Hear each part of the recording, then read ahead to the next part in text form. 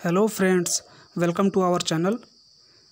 आज हम आपके लिए इंडियन पॉलिटी की थर्ड सीरीज़ लेके आया हूँ, जिसमें अगेन 25 क्वेश्चंस पुट किए हैं मैंने। तो ये पार्ट 3 है, तो आइए सॉल्व करते हैं। क्वेश्चन नंबर 1, भारत की निम्नलिखित आधिकारिक भाषाओं पर विचार करें। पहला सिंधी और नेपाली, दूसरा कोंकणी और मणिपुरी, तीसरा बोडो और संथाली, चौथा है आपका सांथली और कोंकणी, पाँचवा है आपका डोगरी और मैथिली। तो 2003 के 92वें संशोधन अधिनियम द्वारा 8वीं अनुसूची में उपरोक्त में से कौन सी भाषाएं शामिल की गई थी। जो ये आपको 1 से लेकर 5 तक दी गई हैं, तो ये 92वें संशोधन अधिनियम 2003 के तहत इनमें से कौन सी भाषाएं शामिल की गई थी, यही वो पूछ रहा है। तो ऑप्शन नंबर ए 1 और 2, ऑप्शन नंबर बी 2 और 3, ऑप्शन नंबर सी 3 और 5, या ऑप्शन नंबर डी 4 और 5। तो दोस्तों बताइए, 92वें संशोधन अधिनियम 2003 के तहत इनमें से कौन सी भाषाएं जो है शामिल की गई थी। तो इसमें आपका ऑप्शन नंबर सी जो है ये बिल्कुल राइट है, 3 और 5। तो 92वें संशोधन अधिनियम 2003 के तहत आपकी 4 भाषाएं शामिल की गई थी 8वीं अनुसूची में, जिसमें बोडो, संथाली, डोगरी और मैथिली, ये 4 भाषाएं थी। ठीक है, नेक्स्ट है, अंडमान निकोबार द्वीप समूह का न्याय क्षेत्र किस न्यायालय की देखरेख में आता है। तो option number A Bombay high court की सर्किट बेंच में, option number B Calcutta high court की सर्किट बेंच में, option number C Madras high court की सर्किट बेंच में, या option number D Port Blair में सुप्रीम कोर्ट हाई कोर्ट की सर्किट बेंच। तो इसमें दोस्तों आपका ऑप्शन नंबर बी जो है ये बिल्कुल राइट है। आपका जो अंडमान निकोबार द्वीप समूह का न्याय क्षेत्र है ये कलकत्ता हाई कोर्ट की सर्किट बेंच के अंतर्गत आता है। ठीक है, नेक्स्ट क्वेश्चन, भारतीय संविधान में राज्य के नीति निर्देशक तत्व ग्रहण किए गए हैं ब्रिटेन से, आयरलैंड से, पूर्व सोवियत संघ से, या फ्रांस से। ये आपके डीपीएसपी की बात कर रहा है, राज्य के नीति निर्देशक तत्व की। तो ये बता रहा है, बोल रहा है कि कहाँ से ग्रहण किया गया है। तो हमारा इसमें ऑप्शन बी जो है ये राइट है, आयरलैंड से जो है ये ग्रहण किया गया है। और आयरलैंड में जो आयरलैंड का संविधान है उसमें ये अनुच्छेद 45 के अंतर्गत वर्णित है। ठीक है, और अपने यहाँ जो ये नीति निर्देशक तत्व है ये 36 से लेके अनुच्छेद 36 से लेके 51 तक जो है वर्णित है। ठीक है, भाग 4 में। नेक्स्ट है, निम्नलिखित में से कौन सा मूल अधिकार विदेशी नागरिकों को प्राप्त नहीं है। ए विधि के समक्ष समानता, बी अभिव्यक्ति की स्वतंत्रता का अधिकार, सी प्राण एवं दैहिक स्वतंत्रता का अधिकार, ऑप्शन डी शोषण के विरुद्ध अधिकार। तो इसमें बताइए कौन सी जो ऐसी स्वतंत्रता है जो विदेशी नागरिकों को मूल अधिकार के रूप में प्राप्त नहीं है। तो इसमें आपका ऑप्शन नंबर बी जो है ये बिल्कुल राइट है, अभिव्यक्ति की स्वतंत्रता इसको विदेशी नागरिक को नहीं प्राप्त है अपने यहाँ मूल अधिकार में। ठीक है, नेक्स्ट है, सुप्रीम कोर्ट के मुख्य न्यायाधीश के रूप में कार्य करने के लिए व्यक्ति को उच्च न्यायालय में कम से कम कितने वर्ष तक कार्य करना चाहिए। ए 10 वर्ष, बी 12 वर्ष, सी 15 वर्ष, या डी 20 वर्ष।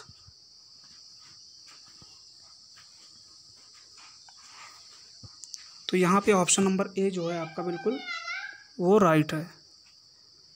ठीक है, 10 साल कम से कम उच्च न्यायालय में कार्य किया रहना चाहिए। नेक्स्ट है, लोकसभा का चुनाव लड़ने के लिए इच्छुक व्यक्ति की न्यूनतम आयु होनी चाहिए 21 वर्ष, 25 वर्ष, 30 वर्ष तथा 35 वर्ष। तो आप दोस्तों जानते हैं कि लोकसभा का चुनाव अगर आपको लड़ना है तो आपकी उम्र जो है 25 वर्ष होनी चाहिए मिनिमम। ठीक है, और राज्यसभा के चुनाव के लिए आपकी मिनिमम वर्ष 30 वर्ष होनी चाहिए। तो यहाँ पे ऑप्शन बी जो है करेक्ट है। और 21 वर्ष जो है आपका, जो ये आप म्यूनसिपाल्टीज़ का चुनाव हो गया, नगर पंचायत का हो गया, ठीक है, तो इन सब का लड़ने के लिए आपकी उम्र 21 साल होनी चाहिए। नेक्स्ट है, भारत में 3 स्तरीय पंचायती प्रणाली कितनी जनसंख्या से ऊपर वाले राज्यों में है? 15 लाख, 25 लाख, 20 लाख या 30 लाख? आप त्रिस्तरीय प्रणाली का मतलब समझ रहे हैं ना? ये 3 स्तरीय, टॉप पे हमारा जिला स्तर का, मिडिल में हमारा ब्लॉक स्तर का और लोवेस्ट पे हमारा ग्राम स्तर का। तो ये त्रिस्तरीय है। ये कितनी जनसंख्या होनी चाहिए जहाँ पे त्रिस्तरीय लागू होती है? 3 स्तरीय पंचायती प्रणाली, नहीं तो 2 स्तरीय। अगर इससे कम जनसंख्या है उस एरिया में तो वहाँ पे 2 स्तरीय लागू होती हैं, सिर्फ जिला और ग्राम पंचायत, ठीक है। उसमें ब्लॉक का नहीं होता है, मिडिल का नहीं होता है। तो इसमें ऑप्शन सी जो है आपका सही है। 20 लाख से ऊपर वाले राज्यों में ये त्रिस्तरीय प्रणाली जो है ये लागू होती है। नेक्स्ट है, भारत में एक राज्य में कार्यकारी शक्ति के संदर्भ में निम्नलिखित में से कौन सा कथन सही है? फर्स्ट, राज्य की कार्यकारी शक्ति राज्यपाल में निहित है। सेकंड, राज्य में वास्तविक कार्यकारी प्राधिकरण मंत्रिपरिषद है। थर्ड, राज्य में सभी कार्यकारी निर्णयों को मुख्यमंत्री के नाम पर लिया जाता है। इनमें से सही विकल्प चुनिए। ऑप्शन नंबर ए केवल 1 और 2, ऑप्शन नंबर बी केवल 2 और 3, ऑप्शन नंबर सी केवल 3 एंड ऑप्शन नंबर डी 1, 2 और 3। तो दोस्तों आप जानते हैं इसमें पहला जो दिया गया है, राज्य की कार्यकारी शक्ति राज्यपाल में निहित है, ये बिल्कुल सही है आपका, ठीक है। सेकंड है, राज्य में वास्तविक कार्यकारी प्राधिकरण मंत्रिपरिषद है, ये बिल्कुल सही है, सेकंड वाला भी, ठीक है। सारा काम मंत्रिपरिषद ही करती है राज्य में, ठीक है, जो राज्य की मंत्रिपरिषद होती है वो। और सारे कार्य जैसे हम संघ में देखते हैं तो राष्ट्रपति में निहित होती है कार्यकारी शक्ति, वैसे यहाँ पे राज्य में जो है कार्यकारी शक्ति राज्यपाल में निहित होती है, ठीक है। तो फर्स्ट सेकंड सही है। थर्ड जो दिया गया है, राज्य में सभी कार्यकारी निर्णयों को मुख्यमंत्री के नाम पर लिया जाता है, ये बिल्कुल गलत है। जितने भी निर्णय लिए जाएंगे कार्यकारी वो राज्यपाल के नाम पे लिए जाएंगे। और संघ में अगर संघ की बात की जाए, लोकसभा संसद की, तो वहाँ पे राष्ट्रपति के नाम पे वो लिए जाएंगे, ठीक है, कार्यकारी शक्ति। तो जितने भी कार्यकारी निर्णय राज्य के जो होंगे वो राज्यपाल के द्वारा लिए जाएंगे, और जो संघ या संसद आप कह लें वहाँ के जो निर्णय होंगे कार्यकारी वो राष्ट्रपति के नाम पे लिए जाते हैं, ठीक है। तो इसमें 1 और 2 सही है, तीसरा गलत है, ठीक है। तो ऑप्शन नंबर ए जो है ये आपका राइट है। नेक्स्ट, निम्नलिखित में कौन राज्यपाल को उसके कार्यालय से हटा सकता है? ए राज्य विधानसभा, बी संसद, सी राष्ट्रपति या डी इनमें से कोई नहीं। तो ये दोस्तों ये आप जानते ही हैं कि ऑप्शन नंबर सी जो है यहाँ पे ये राइट है, राष्ट्रपति जो है वो हटा सकता है। नेक्स्ट, लोकसभा में राज्यवार सीटों का आवंटन 1971 की जनगणना पर आधारित है, यह निर्धारण किस वर्ष तक यथावत रहेगा? 2031 ईस्वी में, 2026 ईस्वी तक, 2021 ईस्वी तक या 2023 ईस्वी तक? तो हमारी जो सीटों का आवंटन है राज्यसभा का, तो ये आप जान लीजिए सबसे पहले, तो ये अनुसूची नंबर 4 में है इसका वर्णन, राज्यसभा की सीटों का आवंटन ये अनुसूची नंबर 4 के अंतर्गत होता है। और इसके लिए जो हमने आधार माना है वो 1971 की जनगणना को माना है। और ये कब तक लागू रहेगा हमारा? तो ये 2026 तक जो है लागू रहेगा। ऑप्शन नंबर बी जो है इसमें राइट होगा। नेक्स्ट है, निम्नलिखित धार्मिक समुदायों पर विचार कीजिए। पहला सिख, दूसरा बौद्ध, तीसरा जैन, चौथा फारसी। इसमें इनमें अल्पसंख्यकों का दर्जा किसे मिला हुआ है? ऑप्शन नंबर ए 1 और 4 को, बी 1, 2 और 4 को, सी 2, 3 और 4 को या डी सभी को, 1, 2, 3, 4 सभी को। तो दोस्तों इसमें आपका ऑप्शन नंबर डी जो है ये राइट होगा, इन सभी को जो है अल्पसंख्यक का दर्जा मिला हुआ। नेक्स्ट है, निम्नलिखित में से राष्ट्रपति के किस क्षमादान शक्ति के अंतर्गत दंड की प्रकृति को बदल दिया जाता है? ए लघुकरण, बी परिहार, सी स्थगितकरण, डी प्रविलंबन। तो इसमें आपका ऑप्शन नंबर ए जो है सही है। लघुकरण के अकॉर्डिंग जो है ये प्रकृति को बदल दिया जाता है, ठीक है। जैसे कि 10 साल की कठोर सज़ा दी गई है तो उसको 5 साल की साधारण सज़ा में जो है कन्वर्ट कर सकता है राष्ट्रपति। और ये क्षमादान किस अनुच्छेद के अंतर्गत है राष्ट्रपति का? तो अनुच्छेद 72 के अंतर्गत जो है राष्ट्रपति क्षमादान देता है, ठीक है। नेक्स्ट है, संविधान के निम्नलिखित अनुच्छेदों पर ध्यान दीजिए। अनुच्छेद 72 में राष्ट्रपति की क्षमा शक्ति, अभी आपको बताया। अनुच्छेद 143 में सुप्रीम कोर्ट के सलाहकार क्षेत्राधिकार। अनुच्छेद 360 में वित्तीय आपातकाल से संबंधित प्रावधान। अनुच्छेद 148 से लेकर 151 तक भारत के अटॉर्नी जनरल की शक्तियाँ और कार्य। तो इसमें बताना है कि कौन सा मिलान सही है, सही नहीं है, नहीं, इसमें बताना है इसमें कौन सा मिलान सही है। ऑप्शन नंबर ए 1 और 3, ऑप्शन नंबर बी 1, 2 और 3, ऑप्शन नंबर सी 1, 2 और 4, या डी उपरोक्त सभी। तो इसमें पहला देखेंगे आपका अनुच्छेद 72 जो है ये राष्ट्रपति की क्षमा शक्ति, ये बिल्कुल सही है। अनुच्छेद नंबर 2 143 ये भी सही है। सुप्रीम कोर्ट को के सलाहकार क्षेत्राधिकार हैं, इसमें राष्ट्रपति को जो है वो सलाह देगा जब भी ज़रूरत पड़ेगी, ठीक है। और राष्ट्रपति की तरफ से राष्ट्रपति या तो जा सकता है, डायरेक्ट सलाह मांग सकता है, या महान्यायवादी को भी भेज सकता है सलाह मांगने के लिए, ठीक है, अपनी तरफ से प्रतिनिधि बना के।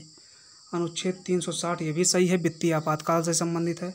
अनुच्छेद 148 से 151 जो है आपका ये गलत है, ये अटॉर्नी जनरल ना होके इसमें जो है आपका भारत के नियंत्रक व महालेखा परीक्षक जो है इसमें आते हैं, ठीक है। 148 से 151 में इसमें अटॉर्नी जनरल जो है ये नहीं आता, इसमें आपका जो है ये कैग आता है, ठीक है, भारत के नियंत्रक व महालेखा परीक्षक। तो इसमें 1, 2 और 3 सही हैं, तो ऑप्शन नंबर बी जो है आपका ये करेक्ट है। नेक्स्ट है, निम्नलिखित में से कौन सा संसद सदस्य के रूप में निर्वाचित होने के लिए अयोग्यता के आधार पर नहीं है? पहला, यदि व्यक्ति राज्य सरकार के तहत लाभ का कार्यालय रखता है। सेकंड, अगर व्यक्ति ने स्वेच्छा से एक विदेशी राज्य की नागरिकता हासिल की है। यदि 10वीं अनुसूची के तहत एक व्यक्ति को अयोग्य घोषित किया गया जाता है।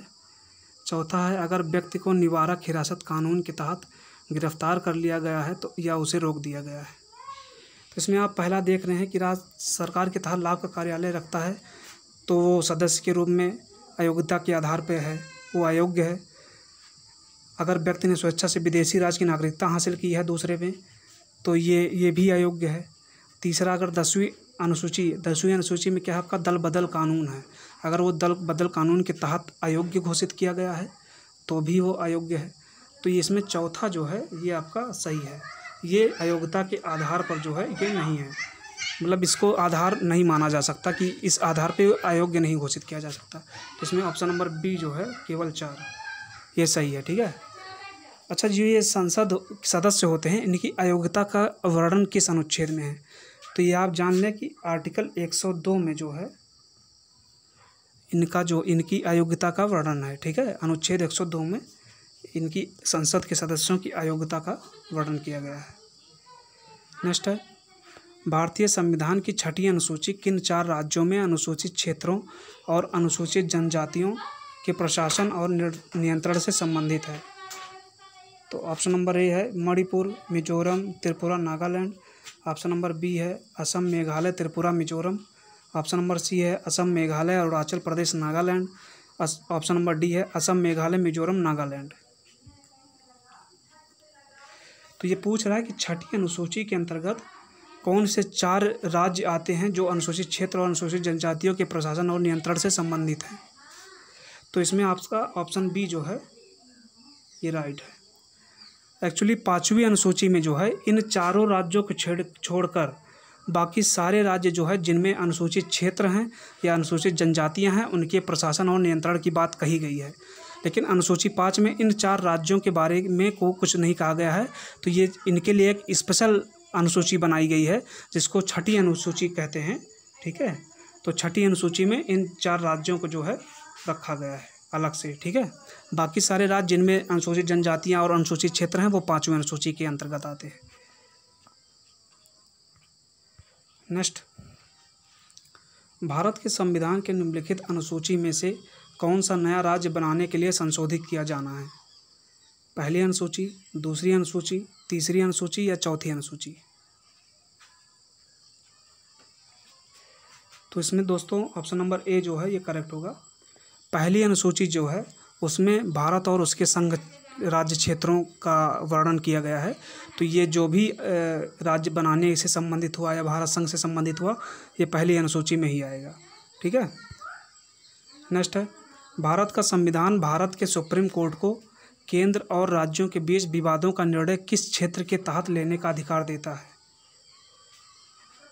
अपीलीय न्यायाधिकार, वास्तविक न्यायाधिकार, सलाहकार न्यायाधिकार या रिट न्यायाधिकार।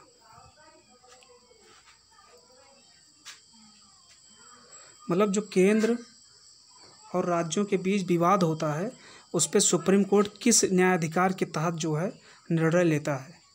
तो इसमें ऑप्शन नंबर बी जो है आपका ये सही है। ठीक है। तो जो सुप्रीम कोर्ट है वो वास्तविक न्यायाधिकार के अंतर्गत इनके जो विवादों को सुलझाता है। ठीक है। नेक्स्ट है, प्रश्नकाल के बाद लोकसभा के किसी सदस्य द्वारा जनता के महत्व के किसी निश्चित विषय पर विचार विमर्श हेतु कार्यकारी का ध्यान आकर्षण करने के लिए रखा गया प्रस्ताव क्या कहलाता है? विशेषाधिकार प्रस्ताव, ध्यानाकर्षण प्रस्ताव, स्थगन प्रस्ताव या अविश्वास प्रस्ताव।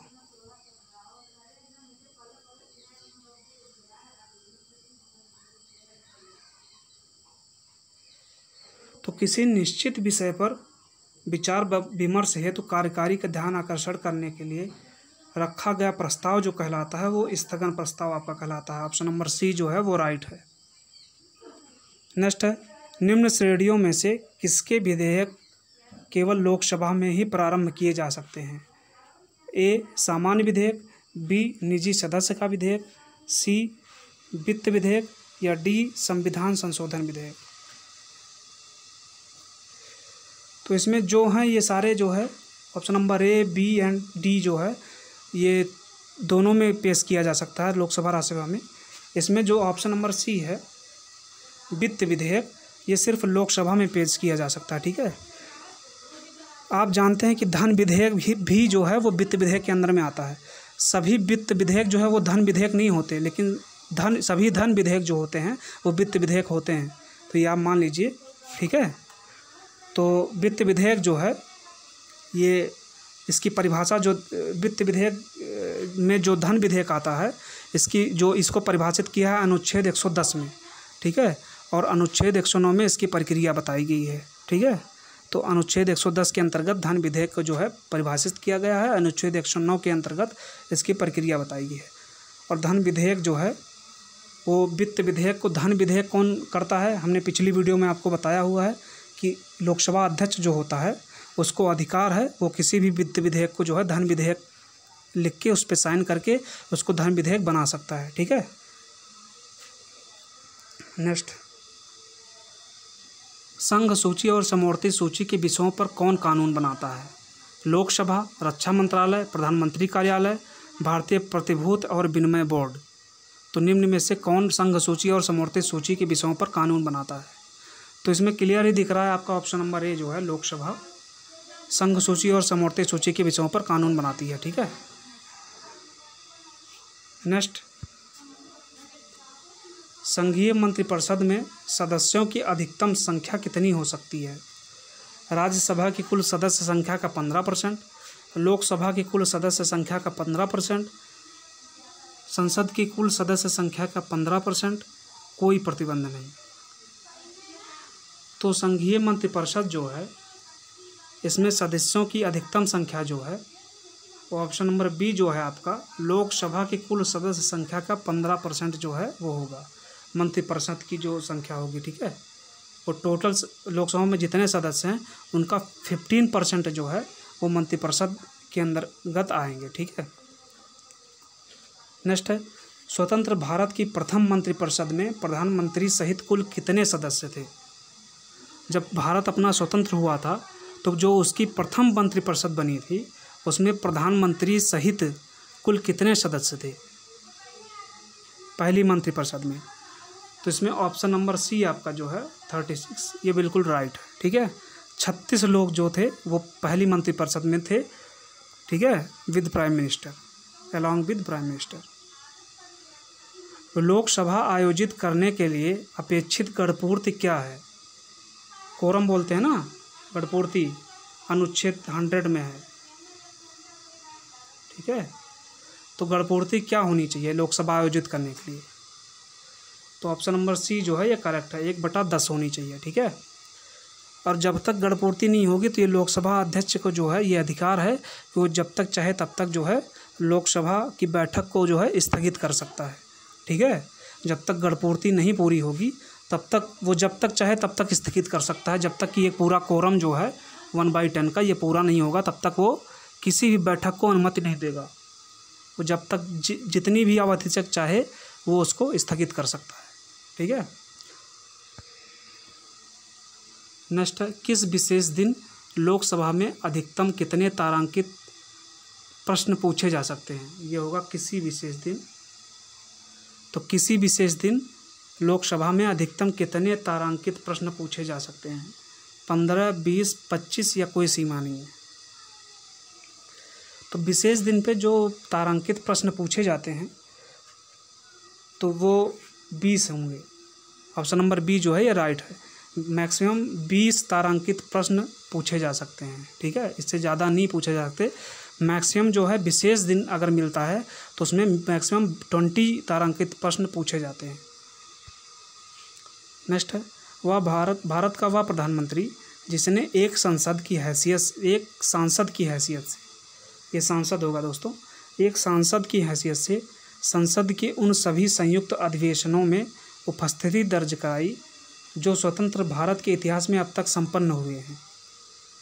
Option A Indira Gandhi, option B Atal Bihari Vajpayee, option C Chandrashekhar, option D VP Singh.